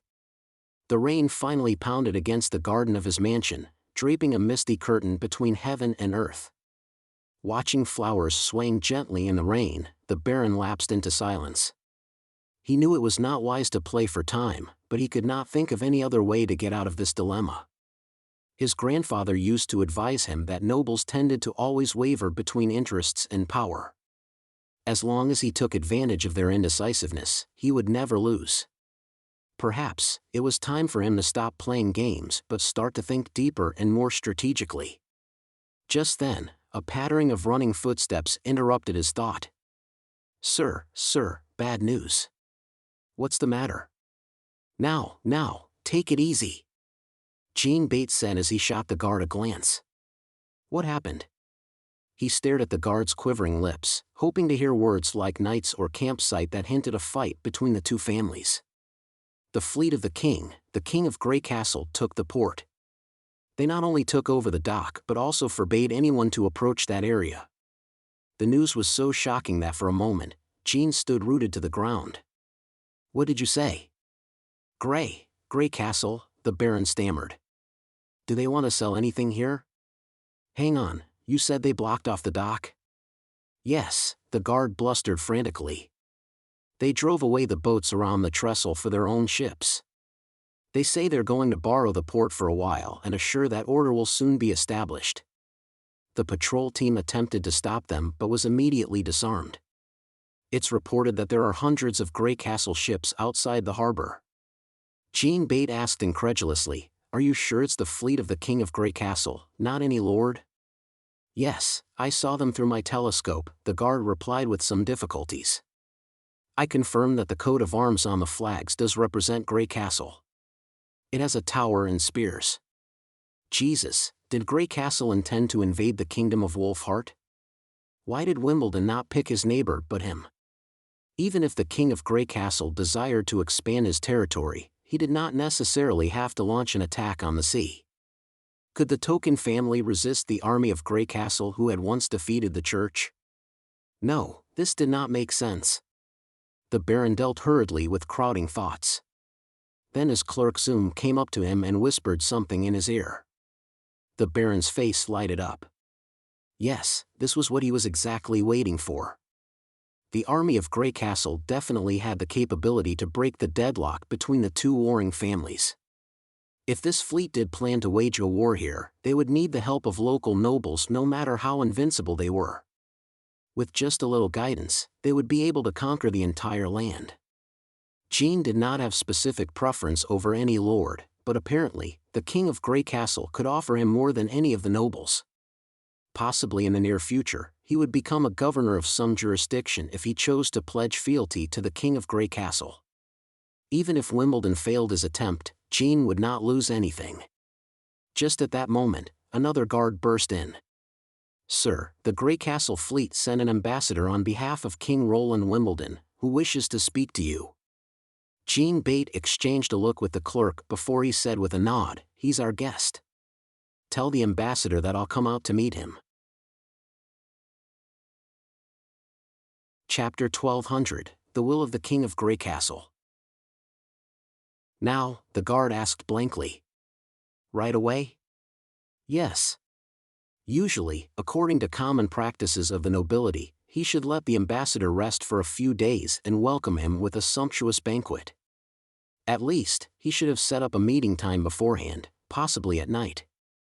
After all, the ambassador represented the King of Graycastle, and thus should be treated with formality to some degree. However, Jean couldn't wait any longer. Had it not been rainy outside, he would have rushed to the dock and met this ambassador himself. Such a huge fleet would definitely draw the attention of the Tusk and the Redstone Gate families.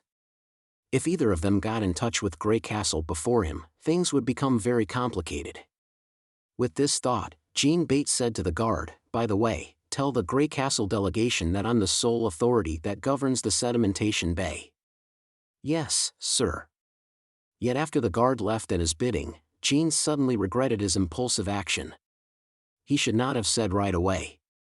What if the ambassador wanted to follow and observe the tradition first then call him a few days later? Jean blamed his own vanity at the bottom of his heart. He should have been more straightforward. And why did it rain right as he wanted to go out? The Baron felt miserable. But surprisingly, the guard returned within an hour and brought him a good news. "Sir, they're coming." Jean Bate stood bolt upright and said, "Take them to my parlor immediately." The Baron soon met the ambassador from Graycastle. There were only 10 people who came, and half of them were soldiers that were guarding outside the door. The rest were all formally dressed, whom Jean gathered were assistants and clerks. The one in the middle was apparently the ambassador himself. He noticed that the coats they were wearing were waterproof, as all of them were dry despite the pouring rain outside. The material of their coats had a bright, fresh color. It was, however, neither fur nor leather. It appeared that the rumor which Graycastle did produce many curious items was true. However, Jean squeezed his eyebrow as he looked on the ambassador.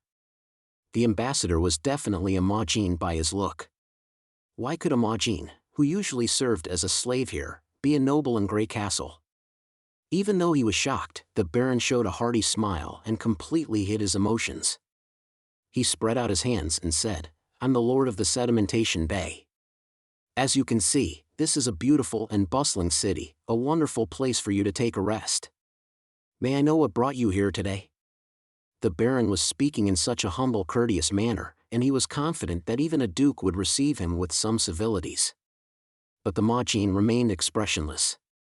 He replied flatly, "My name is Iron Axe, the commander of the First Army and also the supervisor of this expedition. Let's save the small talk. The kingdom of Everwinter and the kingdom of Wolfheart will soon become a battlefield. I came here on the order of the king of Graycastle, chief of the Majin clan, and ruler of the Feral Plains, King Roland Wimbledon, to save your all." What the heck? Jean Bate could not believe what he had just heard, wondering what the chief meant and where the Feral Plains was. Was the ambassador making a war threat against the kingdom of Everwinter and the kingdom of Wolfheart? Why did he threaten him outright without negotiation? Error. Instead, it was Zoom who replied first, "Is the First Army the army that defeated the church?" "Yes," Iron Axe affirmed with a nod. "Sir Iron Axe, we obviously don't want to see a war here, but we can't make the decision on our own. There will always be someone who will attempt to resist. If you could persuade them, then we can avoid this war." Zoom retorted. Jean nodded vigorously, and he was glad that Zoom did a good job. In that case, the Redstone Gate and the Tusk had to fight as well. He looked at Iron Axe triumphantly but was surprised to see a hint of sarcasm in Iron Axe's eyes. Iron Axe said placidly, "You don't have a choice. The entire human race will have to fight when the enemy comes. In fact, this war has already begun in a place you don't know. I think you've heard about some rumors about the church, the divine will, and the attack of a foreign race." Jean Bate gaped. As the lord of the port city, he had indeed heard about such things from marine merchants. However, these groundless rumors could only serve as the subject of public discussion but not a proper diplomatic topic at the negotiation table. Nonetheless, judging from the ambassador's tone, Jean realized he was serious. "Yes, these are all true," Iron Axe said slowly and firmly. Thunders began to roar outside the window. "Wow, are they all made out of iron?" Smarty asked as he leaned dramatically on the stable fences. "Even iron will rust." "In my opinion, they aren't human," White answered as he wiped the water off the horseback and fumbled his wet clothes. "Will a reasonable person stand in the rain? Only a lunatic will do that." Within an hour, hundreds of people exited from the ships and took control of the whole harbor. Peddlers were dispersed by the storm, but these men put up tents in the middle of the square. A few moments later, dark green sheds filled half of the dock. In addition to the tents, Graycastle men also set up tube-shaped obstacles on the crossroad and some higher parts of the road. These metal tubes did not look like weapons, but they glinted in the rain, giving White a queasy feeling in the pit of his stomach. Each tube was guarded by soldiers. Although everyone was wearing a waterproof cloak, it was impossible to stay completely dry in this weather. Gusts of wind were so furious that they sent rushes of rain in every direction.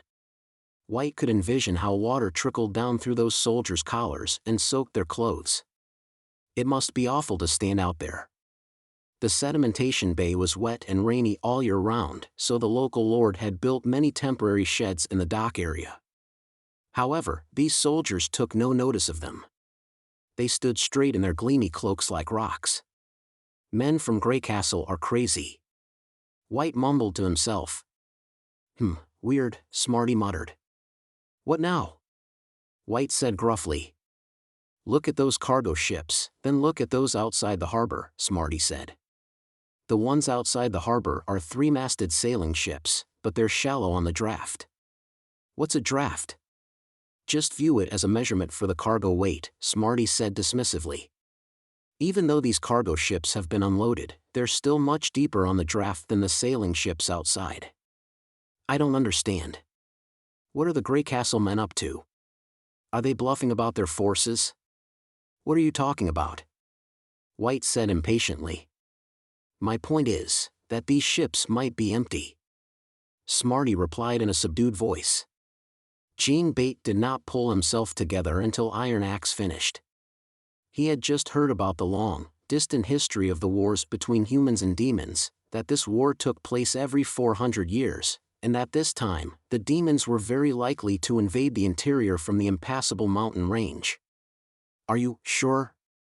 Jean remembered that the north of the kingdom of Everwinter was girdled by endless mountains and steep cliffs. How could the demons invade from there? No, I'm not sure. That's why I brought my scouts here, Iron Axe said while shrugging. However, whichever direction the demons come from, it won't make a difference. We have to unite together and defend this continent. Otherwise, mankind will be exterminated. The Baron suddenly had a queer feeling as if he were walking in his dream. He knew his clerk and guards all felt the same way. Ahem, all right then. Let's suppose that what you said was all true, Jean said after clearing his throat. So why did the King of Graycastle send you here? Isn't the kingdom of Everwinter where you are supposed to be? It is, and don't you worry about that. What we want here is very simple, that is, to save as many people as possible from this war, including freemen, slaves, refugees and vagabonds. Iron Axe paused for a moment and then continued, except nobles. Nobles shall make their own choices. If you cooperate with the First Army, we'll return your properties, land, titles and so on when we depart. If you try to stop us. Jean swallowed. You'll be the First Army's enemy, Iron Axe finished his sentence coldly. Chapter 1201, Proof. Jean Bate absolutely did not want to become the King of Graycastle's enemy. Although he had never met the King of Graycastle, he had heard a lot about him. The God's Punishment Army of the Kingdom of Everwinter and the Kingdom of Wolfheart had experienced an utter defeat in the battle against Graycastle. The Alliance Army of the nobles of the Kingdom of Dawn had been flattened within one day. Roland Wimbledon had united his kingdom within half a year. It was rumored that Graycastle had even interfered with the coup on the Archduke Island. However, these rumors were incomparable to the news that the First Army had been fighting the demons over the past 1 year. He would have been skeptical had he heard the news from other lords, but he found it hard to refute the commander of the First Army. Nonetheless, whether Jean believed it or not, he had no way to confirm its validity. The plan of the King of Graycastle was actually a little too unrealistic and even preposterous in Jean's opinion. Jean Bate would pledge his alliance to Roland immediately if the latter took the throne of the Kingdom of Wolfheart, but the fact was that his true intention was to relocate the people in the two kingdoms. According to Iron Axe, King Roland was planning to ship civilians of the two countries by sea and by land until every single civilian left their native land. Most nobles did not really care about their subjects as long as the movement would bring them profits. However, it would be a different story to evacuate the whole city. A vacated city meant a huge drop in food, taxes, and industrial growth. The nobles would not agree to this plan so easily unless it was absolutely necessary. Even though the First Army was invulnerable, it could not possibly declare war against all the nobles in the Kingdom of Wolfheart. Without the support of the locals, their military logistics support would be in limbo. Furthermore, it appeared that Graycastle also intended to disperse their forces to attack the two countries at the same time, which was a surpassingly conceited and vainglorious act, as far as Jean could see. After what seemed to be a long silence, Jean Bate said in a hushed voice, I don't quite understand the rationale behind all this. If the demons are not coming from the impassable mountain range, and we still continue to support the King of Graycastle, we would lose men, farmlands, cities, and mines. I'm afraid we can't bear such a huge loss. I can't explain the reason to you. As the commander of the First Army, my duty here is to carry out the mission His Majesty entrusted to me. Yet, Iron Axe broke off and then went on, if you come visit Neverwinter, you'll know the answer. Fine then. Now, one last question. The Baron said as he moistened his lips. You said nobles can make their own choices. What if I decide to come with you? Iron Axe nodded comprehensively, pointed at a clerk next to him and said, This is Remy, the immigration officer of the Administrative Office of Neverwinter. He'll explain to you the next step. Hello, Mr. Baron, in that case, you'll become a member of the Kingdom of Graycastle, the immigration officer said as he leafed through the stack of documents. The first thing that I can tell you is that King Roland Wimbledon is a benevolent king. He'll never ill-treat anyone who has made a contribution to the kingdom. As Graycastle is governed by a series of laws, nobles in the kingdom are stripped of feudal power. Lands cannot be inherited. The same will also apply to you.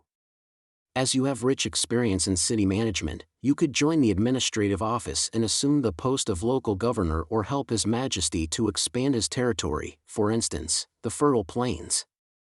Of course, if the demons don't invade the four kingdoms, you're free to continue to rule the sedimentation bay if you want. If you're lucky, you could rule a land much bigger than this city, considering not every noble would come with us. It took almost a quarter of an hour for Remy to read all the documents, which indeed detailed all the prospective aspect of the policy that seemed to be the offspring of a long deliberation. Jean Bate believed the person who had drafted these documents must be an extraordinary minister. For he himself did not have the capability to produce such marvelous work. In short, the main content of this proposal was an interchange between short-term and long-term interests. He could possibly become more than a lord of a bay depending on his performance. Whether it was a good deal solely depended on himself. Jean should have settled down to the contemplation of this proposal thoroughly. However, the current condition forced him to make a quick decision. This was at least better than being killed by one of the two families.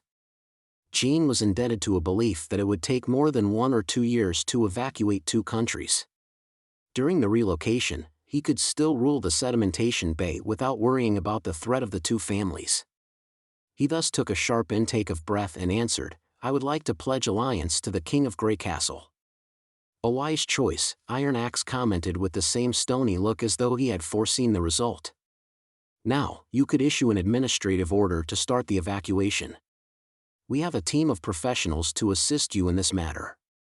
"That fast?" the Baron asked in surprise. "Yes, we won't be here long.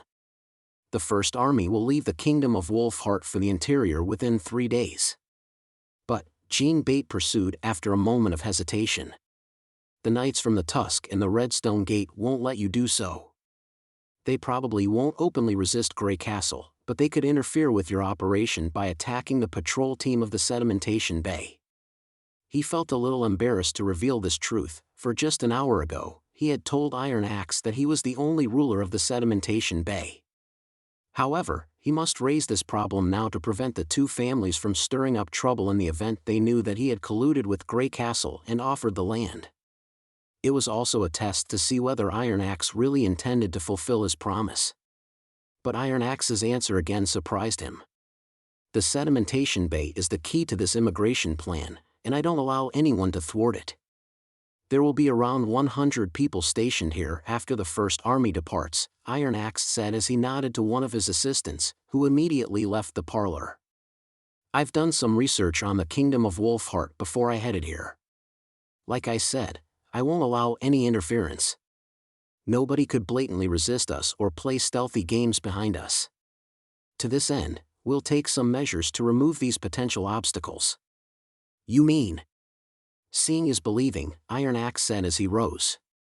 "Don't worry. Those threats that you're worried about will soon be gone." "It's still raining so heavily," Smarty remarked as he stretched out his hand, feeling the raindrops. "So?" White asked while hammering his sore leg with his hands. "Why are you still here?" "I don't want to get soaked. Plus, this shed is for everyone. I can stay here as long as I like," he retorted, grimacing. "You," White said, looking utterly affronted. He was about to give Smarty a lesson, teaching him to have some respect toward the elder when suddenly, a group of Graycastle men who left their tents caught his attention. Water splattered over the pavement as these people trooped out in 2 columns. He was very curious about the reflective metal tubes they carried on their backs. They were as ominous as those black facilities they had set up in the sentry boxes. As the group of soldiers disappeared in the rain, White suddenly understood why he felt so fidgeted. These metal tubes did not look like being made by humans. Regular blacksmiths could by no means forge them. Some other people who took shelter from the rain also noticed that and started to murmur. Yet Smarty was surprisingly quiet. White thus turned around. However, to his dismay, Smarty was gone. Chapter 1202, A Thunderous War. The campsite of the Redstone Gate and the Tusk families were located near the driveway leading to the city, a place originally designed for caravans and mercenaries for temporary use. Now it served as an abode for delegations. Since the campsite, which was bordered with low wooden fences, was on the opposite side of the sedimentation bay and was relatively safe, no particular security measures were taken. Neither of the delegations had put out sentries. They simply drew a line at the center of the campsite with spears and shields to mark out their territories. Most people understood that the line did not represent anything. As long as the lord of the sedimentation bay did not make his decision, the two delegations would keep a civil tongue, and certainly they would not bother putting out sentries on such a wet day. Therefore, when the 100 soldiers of the First Army stopped at around 200 meters from the campsite, neither of the two families noticed that they had visitors. The knights did not realize the change in the situation until they heard the First Army demand their surrender. This is the First Army of Graycastle, who is now officially taking over the sedimentation bay. Under Neverwinter law, your conduct constitutes an illegal intrusion and illegal use of firearms. I demand your immediate surrender, otherwise we'll resort to force and you'll bear all the consequences of your action. This was preposterous. The commander of the delegation of the Tusk family pulled back the curtains and saw a man stand outside the campsite, speaking to him with a peculiar cylinder. A flag was rippling not far away, on which was an unfamiliar coat of arms. However, he had a hard time associating these uninvited soldiers with Graycastle. For him, Graycastle was a distant and foreign country only existing in various rumors circulated in the neighborhood. These people were all cloaked and soaked in the rain, looking amusingly pathetic and ridiculous. The fact that they demanded them to be disarmed further accorded him an unrealistic feeling. The commander went downstairs and found that the floor had been packed with mercenaries, who were now speaking foul language and making obscene gestures. They would have probably spat on that man's face had it not been raining outside. That was what low people typically did. As a noble, the commander had to come up with some useful strategies. What should he do if these people were really Graycastle men? Perhaps he should wait for the Redstone Gate family to take action. He could not really ask his knights to disarm as those people had commanded, nor could he send an ambassador to negotiate with them, as he did not want to give them an impression of weakness. The commander did not think the alleged Graycastle soldiers would suddenly attack them. They were, after all, so far away from the campsite, and the mercenaries had already reached their weapons, whereas the cloaked soldiers did not even possess a single horse. At this moment, he had completely forgotten the warning previously given by the First Army. For the nobles in the kingdom of Wolfheart, wars were always time-consuming. They needed to first observe their enemy, issue commands, and then fight. These rules also applied to the battle with the Church of Hermes. However, the First Army who had fought the demons viewed battles as a completely different matter. Therefore, nobody realized what had happened when the battle broke out. 15 minutes later, four mortars fired. Although not as powerful as the Longsong cannons, the mortars were more than enough to destroy wooden watchtowers. Since these mortars were much more portable than the field artilleries, soldiers liked to use them to start a war. The campsite was instantly razed to the ground. The furious execration of the delegation members was drowned out by the roaring shells. The wooden houses soon collapsed under the impact of the shockwaves, fragments of pillars, doors and windows flying in all directions. The unit commander of the First Army immediately ordered the soldiers to charge. They soon besieged the campsite. Neither of the two families managed to launch an effective counterattack. Some fearless mercenaries dashed out against the dust but were soon shot down. To avoid incidental casualties, the First Army did not advance until the dust was washed away by the rain. They did this not out of kindness but because His Majesty needed more mine laborers. Meanwhile, the First Army asked the knights to yield again. This time, most of them obeyed. Within 30 minutes, the threat of the two families that vexed the Baron was eliminated. Cheng Yan was still in a shock after he returned to his mansion. He knew Graycastle was powerful but had never expected them to be so invincible. The battle that had just taken place a moment ago did not look like a typical war to him. Cheng finally understood why Iron Axe said seeing is believing. As a witness of the battle, he had to admit what he had seen was effable. He enjoyed the unfolding of the event with almost an air of contentment. He liked the reticence and steeliness of those Graycastle soldiers. The glaring contrast between their silence and the deafening explosion impressed him even more than the queer weapons themselves. What had those people experienced? Now, do you believe that we could manage the sedimentation bay? Iron Axe's voice interrupted his thought. Cheng Yan was rendered speechless for a moment. He simply nodded submissively. Relax, Iron Axe said with a faint smile. Don't be afraid of the First Army. You've decided to serve King Roland. We won't allow anything to happen to the sedimentation bay or anyone to challenge His Majesty's authority. You're now one of us. One of them? That sounds so strange. The Baron thought to himself. Over the past few years in the kingdom of Wolfheart, he had never expected to be associated with a country. However, the commander of the First Army seemed to think this was natural. Cheng found, surprisingly, that he did not repel this idea. After a moment of silence, he heaved a deep sigh and said, I'll take care of the relocation campaign. Chapter 1203, A Black Present. Cheng Yan was indeed fast. He not only offered half of the rooms in the mansion to the army but also sent some maids to serve the soldiers, although Iron Axe refused the service out of confidentiality concerns. In watching the reluctant look of the several young officers from the general staff, Iron Axe replied in a stony tone, Time to work. Don't forget that your performance in this campaign is subject to Edith Cant's review. You should know the consequences if you make errors. Everyone shuddered at the Pearl of the Northern Region's name and set to work. Map, I'll put up the map. What about the schedule? I'll double-check it.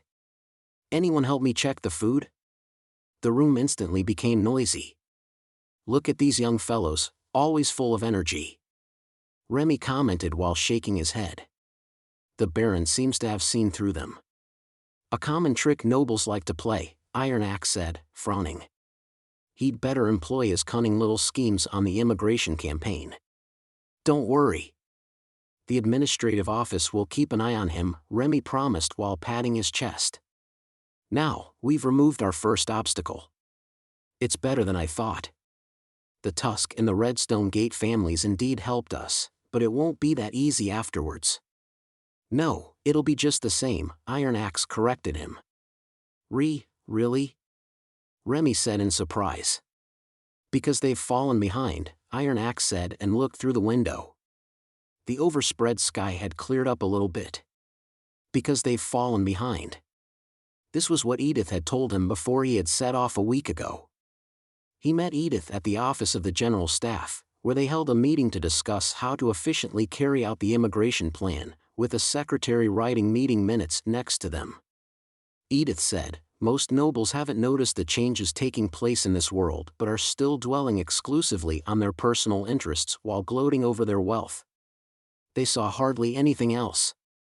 I bet you plan to fight those nobles one by one, right? If they impede His Majesty's plan, yes. That'll be too slow, Edith disapproved flatly. This is different from the Graycastle Unification War. We need to garrison troops in various foreign cities, so as time progresses, we'll have fewer soldiers at our command, which will thus significantly prolong the campaign. Those nobles won't openly resist the army but they'll definitely play stealthy behind your back. By the time you notice the damage and rush to rescue, it'll look bad on His Majesty. Then what should I do? Set your goals beforehand, build alliance and fight enemies together, Edith said while handing him a table. There was a list of items on the table, next to each of which was a point scale. What's this? Iron Axe asked in bewilderment. It was his first time seeing such a strange form. A threat evaluation form? Or a manual of resistance level? Anyway, what it is called doesn't matter. I made this table based on nobles' mentality and other factors, including gender, heir, the size of their domains, the number of their troops, their behavior, etc. You would have a rough understanding of each noble after filling out the form. The more information you obtain, the more accurate the evaluation will be. Since the situation in the Kingdom of Wolfheart and the Kingdom of Everwinter has changed a lot, the general staff can't complete the form for you. If there's a city that's not on the form, just punch in the information and do the calculation yourself. And what next? Iron Axe asked as he skimmed through the form. If the total point is lower than 50, it means the city has limited power and is not so ambitious. You could build alliance with them. These nobles could actually provide many things for you, such as local maps, the city structure, the demographics, and so on. More importantly, with the support of local lords, we'll be able to implement the plan more efficiently, Edith explained. As for those that are higher than 50. Edith paused for a second and said, don't waste time on them. Whether they show any inclination to yield or not, you should crush them immediately. Iron Axe was a little shocked at the method Edith proposed. A simple table would pretty much determine each noble's fate, even though Edith had never met or talked to any of them. Iron Axe asked after a moment of silence, is the form accurate? As the commander-in-chief of the First Army, he understood the importance of work efficiency and knew very well how much time this form could save them. Most of the ships were borrowed from the chambers of commerce at the fjords, so he should wind up the campaign at his earliest, even if the demons were not planning to erect the obelisk around the impassable mountain range. There could be some errors here and there, and I'm not sure if 50 is a correct cutoff grade. However, considering we have limited time, I'll leave the details to your discretion, Edith said as she sipped her tea leisurely. The general staff is only providing counsels here. Iron Axe turned to the last page of the form and found the list of cities that Edith had already graded. All the information was obtained from the Kingdom of Dawn, and the top city below the cutoff grade was precisely the Sedimentation Bay, the first stop of their journey. Before Iron Axe took his leave, he asked one last question. Aren't there any nobles who haven't fallen behind? Of course there's such a possibility, Edith replied smilingly as she played with her hair. However, in that case, you'll soon find him out even without this form because this person must be like me. Iron Axe breathed out a sigh as he came out of his reveries and walked toward the campsite of the First Army. As Edith had said, nobles did not pose problems. The problem was how to mobilize civilians in an orderly and efficient manner. Nevertheless, within 2 days, the dock of the Sedimentation Bay had been packed with thousands of people waiting to board the ships. Not only Iron Axe and Remy but also Jean Bate was taken aback by such a huge number. The First Army, therefore, had to postpone their departure to manage these civilians. What's going on? Iron Axe inquired Remy. Did you exaggerate His Majesty's promise?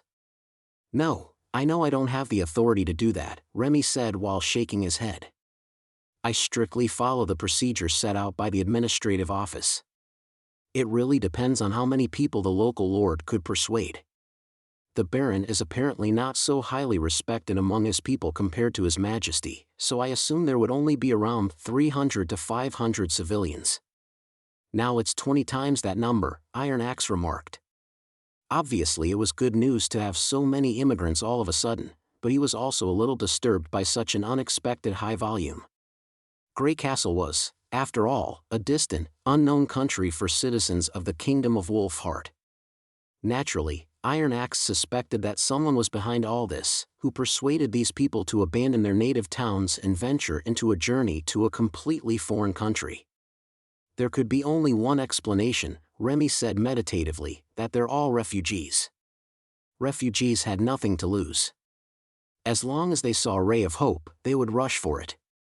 But these people are all freemen living in villages and towns near the Sedimentation Bay. Yes, they are, but my men heard some interesting rumors when they visited those towns. For example, the Redstone Gate family, who holds an ancient grudge against the Baron, plans to reduce subjects to slaves after they take over the Sedimentation Bay. Another rumor I heard is about a monster that takes humans for food in the mountainous area in the north. Some towns were ravaged and human remains littered the roads. Now, this monster is coming to the southeast. There are many other similar, convincing rumors that perturb the community. I guess this is why so many people choose to leave. If they don't go now, they'll become refugees, too. Astounded, Iron Axe asked, "When did this happen?" "At least a month and a half ago, not long after we set out from Neverwinter," Remy replied while stroking his chin. "Aren't we lucky?" "Not at all," Iron Axe thought darkly. Someone was apparently inducing panic to the public, and this person also knew the purpose of the First Army pretty well. Who was disseminating the news? Why did he help Graycastle? Was he a friend or a foe? A multitude of questions overwhelmed Iron Axe. Until a soldier came in. "Sir, someone asked me to hand this letter to you." "Who?" Iron Axe asked as he took the envelope. "He didn't leave his name." "He's tiny though," the soldier replied. "But he told me the letter was given to him by someone else as well. Perhaps, the writer of this letter doesn't want to be known. I checked it already. There's nothing but the letter in there." It was an ordinary burlap envelope, much cheaper than one made of parchment or leather. Many shops sold this type of envelope. It was not sealed with wax but was laid open very casually. Iron Axe took the letter out of the envelope, and to his dismay, the letter was written on a piece of black, refined paper normally inaccessible to civilians. He turned over the letter and found a line printed in gold. "This is a present from your most loyal servant. I hope you like it." Chapter 1204, The Ridge of the Continent. The temperature in the mountain range soon dropped after the sunset. Time to find a place to spend the night, Lightning thought. The temperature here varied dramatically between day and night.